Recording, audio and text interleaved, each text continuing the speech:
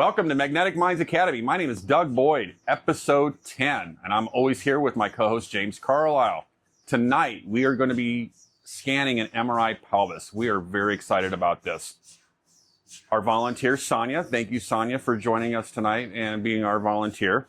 I scanned Sonia about 2 years ago and a year ago. She does have some pathology, and we will see that here in just a few minutes. And we're really excited about this because we get to show you some of the stuff that we run into, and not knowing the history, you can run into some things where you have to build stuff on your own. Absolutely. Yeah, we're gonna start with, we'll start angling with the uterus for high-res imaging, but more or less this is like our typical Adnexal protocol. So we're just gonna make sure we get the entire pelvic inlet. We'll get a diffusion as well for the lymph nodes. Awesome. Yep. Awesome. No, I'm really excited about this. What we're using tonight is the 18-channel body coil. How I set it up, I like to set up the 18-channel coil above the crest. That way, when I center, I just center right at the coil. Yep, nice. So, nice. Want to make sure that her legs aren't crossed, arms aren't crossed. We don't want any PNS going. We got our earplugs, we got our headphones, our call bell in case Sonia needs anything while we're scanning. Yep. So, other than that, let's get her set up. Let's get going. Are you comfortable? Awesome. All right, here we go.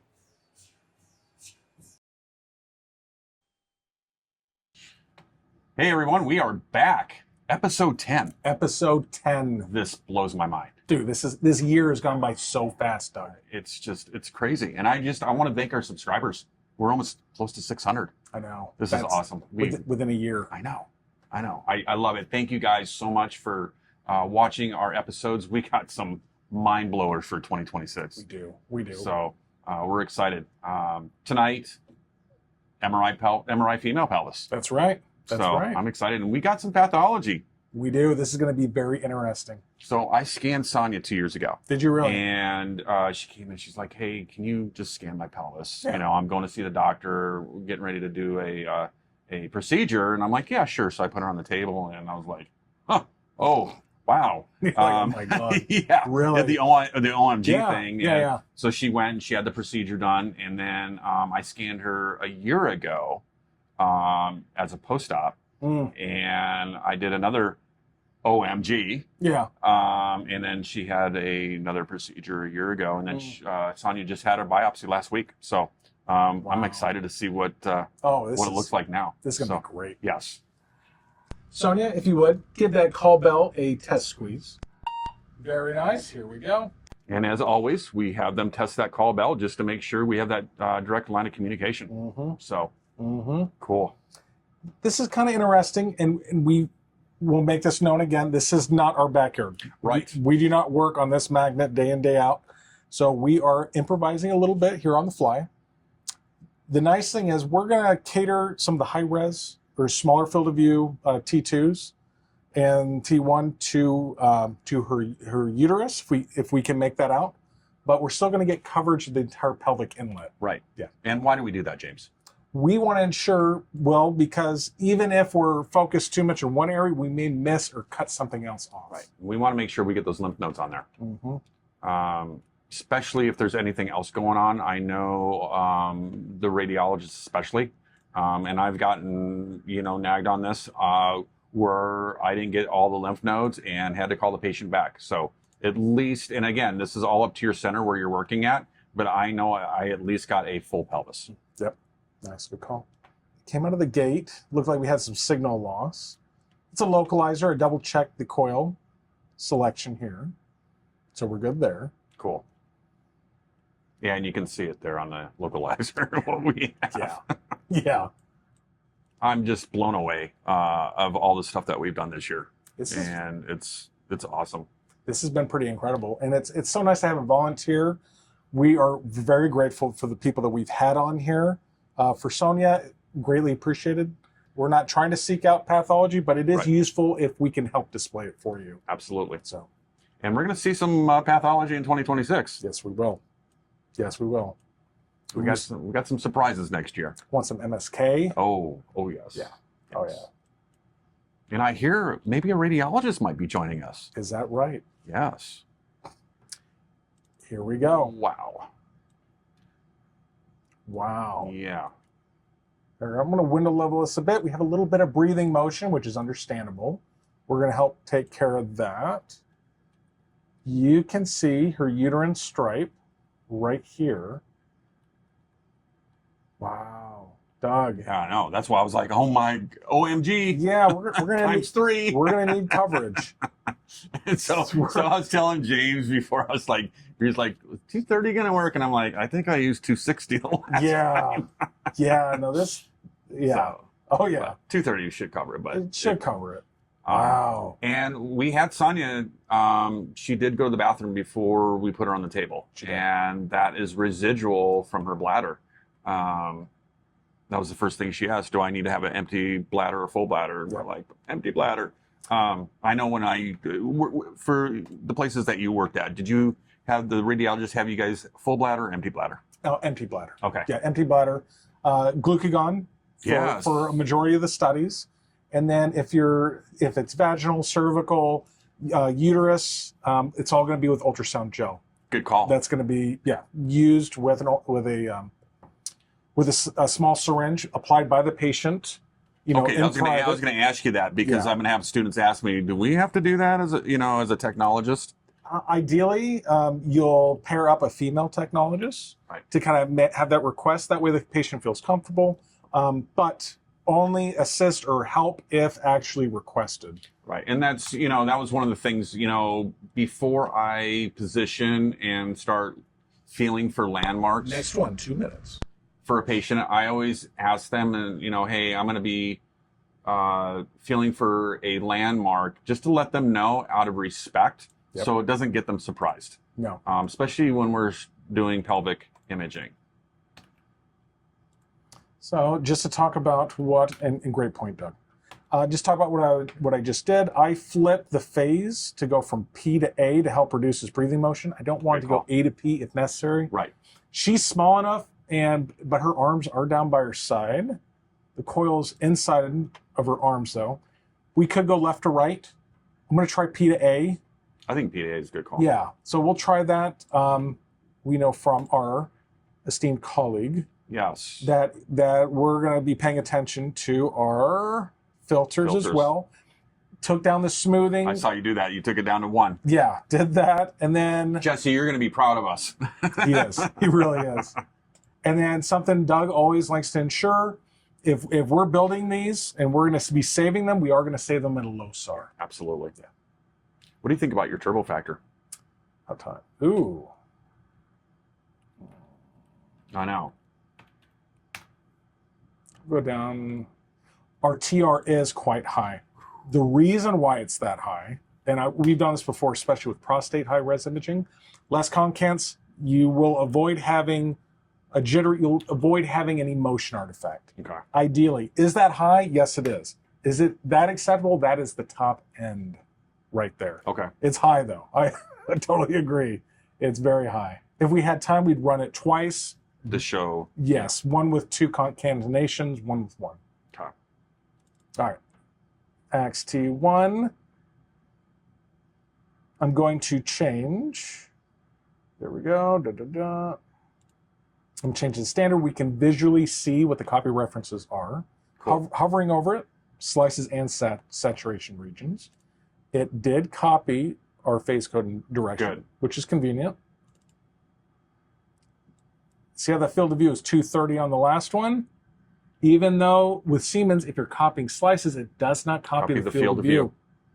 And with the latest software, it's still like that. Does it still do it on the new? Really? Yeah, it still does it. So the Chrono T2 fat sat, you took off the... So if we create that copy reference here, to just in the same, when we're trying to keep the exact same field of view, you can do measurement parameters. But a lot of people don't trust that. Why? Well, they're afraid that you don't want to affect the TR and TE if you have a T1 and a T2. Makes sense. I'm just saying that is a way. If you want to copy the field of view over, that is the effective way to do it. Okay. I'm just letting you guys know. But I don't think technically it does change anything. Okay. We'll try it. Yeah, to be honest, I don't think I ever used measurement parameters, to be honest. People don't. So let's see, they're both T2. So let's just see that we turned on the fat set or disabled it. Okay. Still fat setted. Good. Okay. There you go. There you go. I'm just saying people don't utilize it. And we'll see, let's see, 4510, 93. We'll see if it's exactly the same. No, It's not. that's awesome. Yeah. Okay.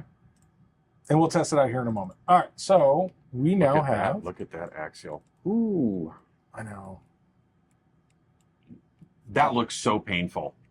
But to be honest, Sonia has no pain, no issues, no, I think it was an incidental finding originally.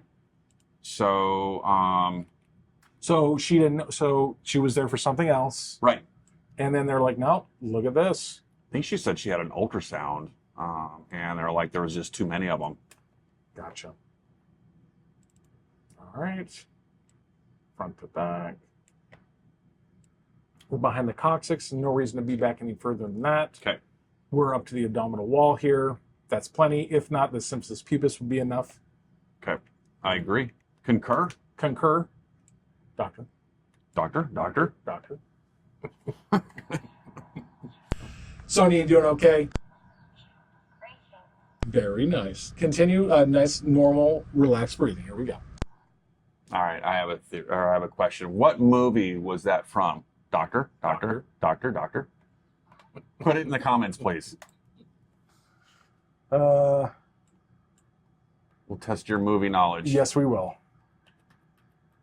Oh, all right. So zooming in, T1 used for just identifying anatomy. T2, what we have here, we'll put this side by side. Yeah, I like the comparison. Yeah, we'll do that. We'll do these side by side. I'll get on the same. Shift, highlight. You're going to see a solid blue box around these two.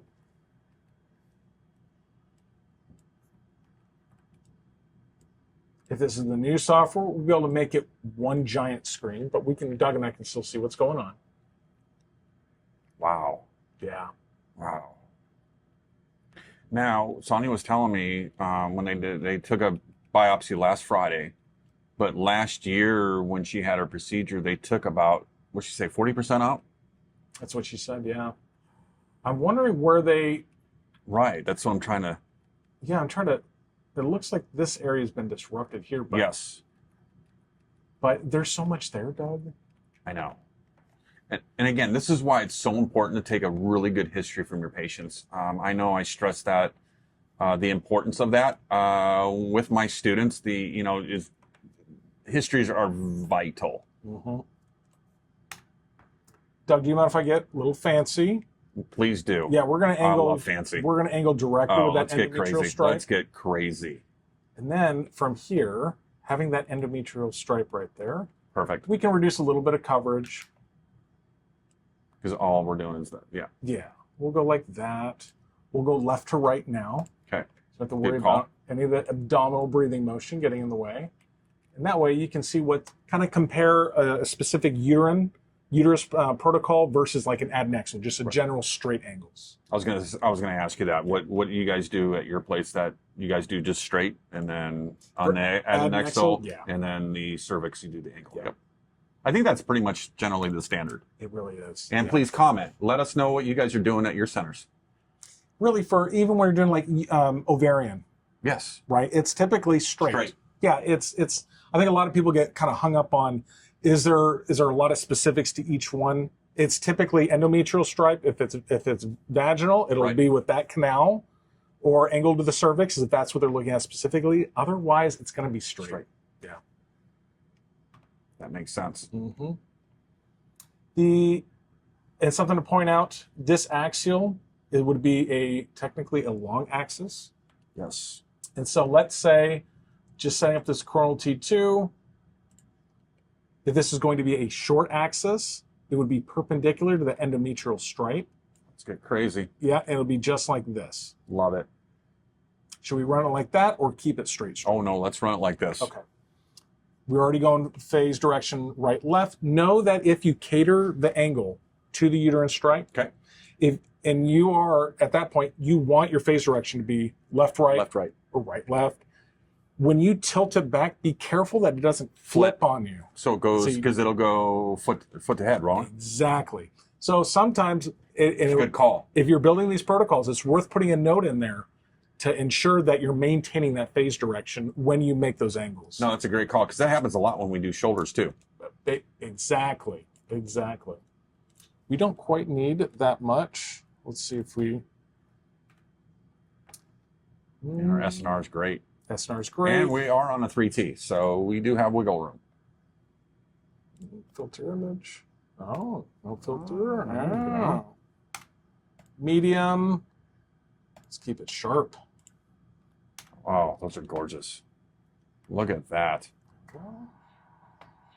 You doing okay? 2.5 minutes, next one. All right, so we're kind of moving quickly. If we were like building these from scratch, it would take a long time. We'd be combing through each tab. So I do kind of want to back up a little bit, look at our base resolution, which is not terrible. No. We're not using AI, so we don't have the luxury of getting artificial signal. Right. So 2 averages, I'm okay. If we were using AI, we would definitely, we go straight to 1. Right. 2 concatenations. This is a good time that we can test to see. Yes, I want to see. Let's show our audience. Mm-hmm. Yes, absolutely. And then we'll compare and see how dark or bright our fluid is compared to the 11,000 plus with the current 4,500. Right. And this is great about these episodes because we get to try all this. I know you guys are so busy at your centers, so you don't have that luxury of time. But if we can help you out on your protocol, that's what we're here. That's why we're here. Yep. This diffusion, Doug, you brought up, this is a critical sequence for the lymph nodes. Yes. And if we have any cellular tissue that is not exchanging fluid intracellularly, right? I.e., is damaged cells, then we're going to be able to make that out. Right. For your Bs, what do you use for your B values? Ah, good call. Good call. I only see 2. We ran 3. We did run 3. Okay. The 50, 400, 800 is nice. 1,000, I'm more accustomed to 50, 400, and 800. That's how I am. Yeah.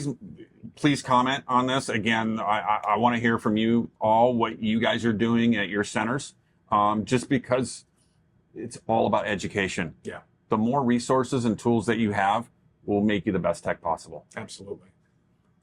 That's to say, sometimes even we're doing body imaging, when if you're doing a liver versus a pancreas, sometimes they will cater that top B value for the anatomy you're looking at.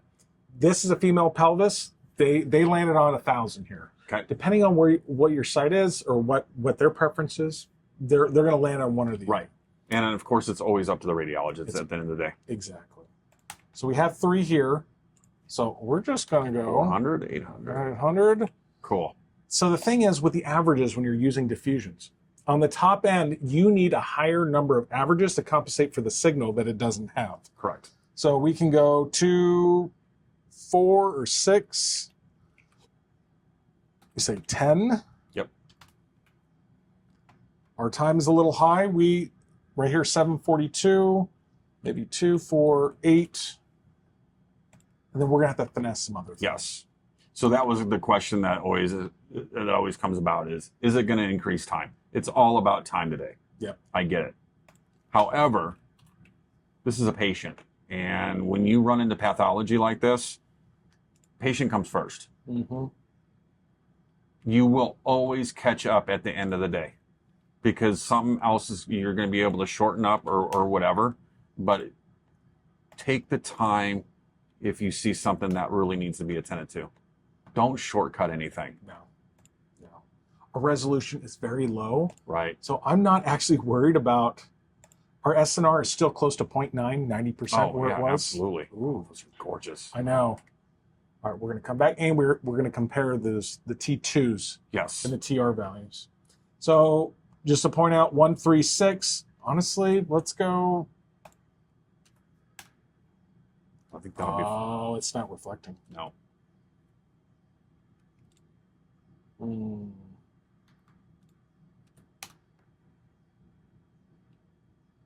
Our time went down. 348. 348. Our resolution's low enough, Doug. I'm really not stressed over it. No, I'm not either. Okay. I think it's good. Something we'll do here, we have our straight. I'm not gonna get the full crest down to the lesser trochanters. I'm just gonna keep this isolated right where we need it. Okay. There you go, right. Do you angle for your diffusion or do you keep it straight? Straight. Okay. Yeah. Yeah, even if you're doing the small, if you're doing the zoom it on Yes, a that's thing. what I was getting to, is the zoom in. Straight. Okay, Yeah, it's a good call. Now, if it's a prostate, That's what we did in the Then- process. We would angle. we would angle. And Okay, that's why good we call. do angle. But Okay. if you're doing like rectal cancer, Straight. straight. Okay. Yeah, just over the area then. No, that's a good call, because that comes up all the time, is the difference between the prostate and female pelvis. Yep. So Good. We'll I let love this. zoom in. I think that is awesome. It's remarkable how it doesn't wrap. It's designed that way, by the way. Right. Right. But it's incredible. Yes. It really is. And that's more as I say recent. It's been around for a number of years now, but that wasn't. Yeah. That was what? I added it in Boyd's Comprehensive Guide to MRI. Yeah. As part of the prostate protocol. So check out Boyd's Comprehensive Guide to MRI, because it does have zoom in there. So and it just came out, I think, right after so 4 years ago. 4 years ago. 4 or 5 years ago. Wow. Yeah. No, it hasn't always been around though. No. Such a useful tool. Or it might have been around, but it wasn't used often. Now I hear it's pretty general. They use it quite a bit. They do. So Gosh, that's awesome. I know. Wow. The detail is just phenomenal. Look at that detail. So here's the thing though. We're talking about. It is smaller, by the way. I mean, I remember 2 years ago, the anterior portion of that went almost to the belly. I do want to point something out. So this T2 here, not a fat set, one concatenation. It doesn't appear that there's really any motion other than the very top breathing motion. Right. She's not glute. She's just breathing steadily. I'm telling you that one concant does a pretty good job of having it not skip. I agree. Yeah, I agree. It's kind of You get that Venetian blind effect. Yeah, this is actually pretty clean. So just to point out that this coronal is straight. And this is not apples to apples. This is not fat satted.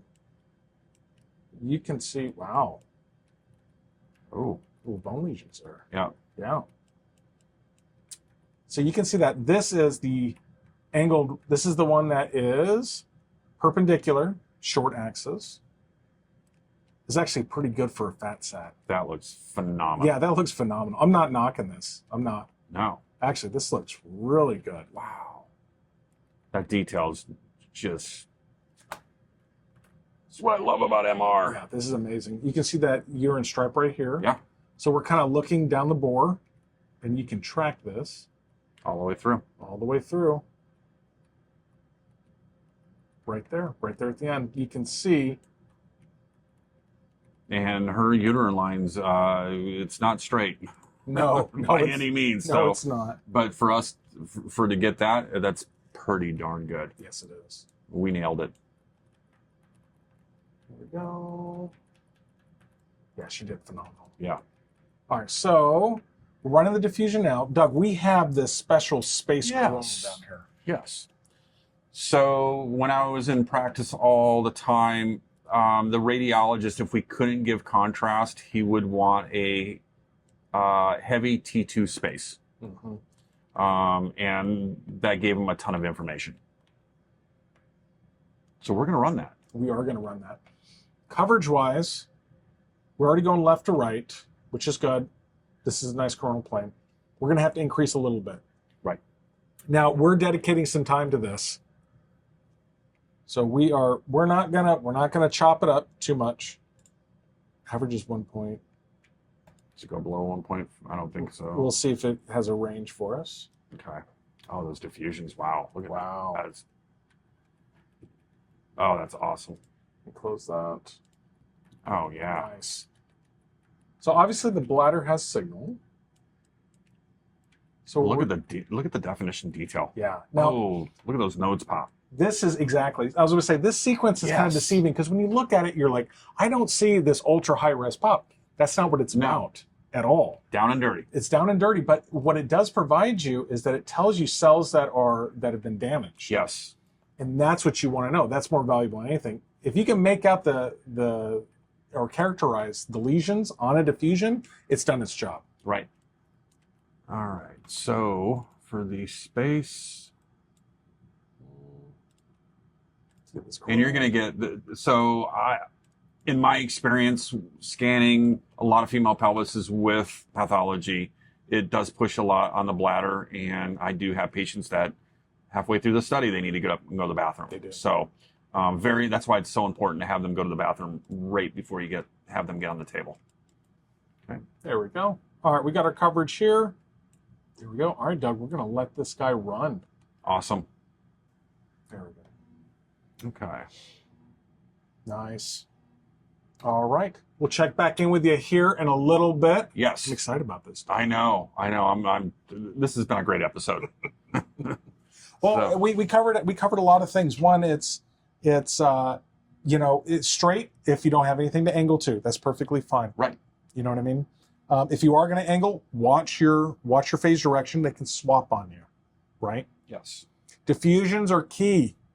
Super key. They're I think super diffusion key. Everything now. It really is. Even with abdominal studies. Right. Breast. Brett, big time.